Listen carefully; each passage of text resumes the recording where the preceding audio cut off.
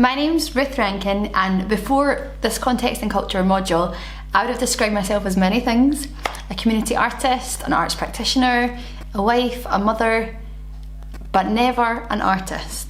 My main inspiration for studying on the MEd was to develop a more inclusive arts practice. It was a natural progression for me to explore inclusivity in theatre for context and culture. I have a specific interest in neurodiverse audiences. I knew I wanted to develop as a theatre maker with this audience in mind. Before exploring this area in detail, I had built up a frustration with theatre access in Scotland. I found my son, who was going through an autism diagnosis, was struggling to be engaged and pulled into relaxed performances, the way he would to an all singing, all dancing panto. As a sensory seeker, the house lights up, the stage lights down experience took the magic of theatre away from him. There's a quote: if you've met one person with autism, you've met one person with autism. It's a huge spectrum, and the way that the current relaxed performances are held in Scotland, I felt wasn't really recognising that spectrum. Through my research and reading blogs by Tourette's hero Ellie Griffiths, newspaper articles, academic journal entries from Ben Fletcher Watson, I've now switched my perspective that relaxed performance is one of the most exciting and powerful access changes that has happened in theatre in our lifetime.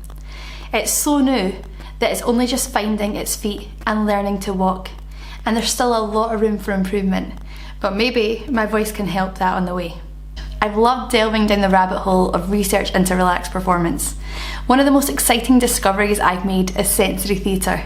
Sensory theatre was birthed through the pioneering work of Oily Cart, a theatre company set up in 1981, who since then have been reimagining theatre to make inclusive sensory theatre that can be enjoyed by young audiences who historically would not have had their needs met in mainstream theatre. Mateni 2019 categorises sensory theatre as theatre productions which are highly intimate, audience-centred, aesthetically stimulating to the individual needs of audience members. This is very different to relaxed performance, which are actually adapted after creation to suit the audience and not content created for the purpose of suiting the audience. I have loved listening to TED Talks by Joanna Grace and her insight into the senses and how they can relate to theatre. One of the principles she talks about is a hula hoop. If you can bring access to the outmost people in the circle, then everyone on the inside will be able to access too, creating inclusivity for everybody. As part of this module, we were allowed to approach suitable professional mentors. The top of my list was Ellie Griffiths, who's the current artistic director of Oily Cart. I am not the type of person who puts himself out there.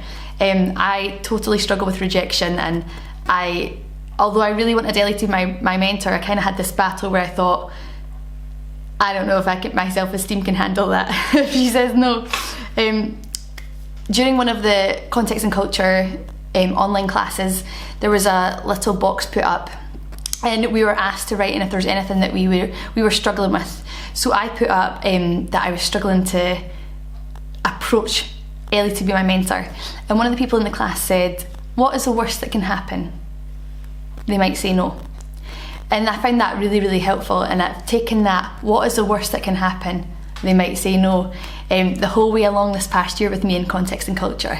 And it's allowed me to get out of my comfort zone, to push open doors. Some of them get slammed in my face, but others get opened. So that's totally what I've lived by this year. So I got in touch with Ellie, and after a few months of me emailing, she finally said that she would love to be my mentor. And so I've really appreciated her insights and her guidance this past year. Continuing in the mindset of what's the worst that can happen, I applied for the first time as a lead artist on a project and not a teacher. And I was successful! I was able to take the theory of what I've been learning about around inclusivity, access and the audience and apply it to practice. So I did this through a project called Make, Do and Mend with Stellar Quines and Birds of Paradise. Moving forward, I'll continue to be mentored by Ellie Griffiths. I'd like to get more opportunities of putting my theory into practice, but obviously with COVID that's really difficult. I would love to eventually take Untangled and take it to the community. I'm going to keep that mentality of what's the worst that can happen and just keep pursuing call outs, and I'll see what happens. Thanks for listening. I'm Ruth Rankin, an artist.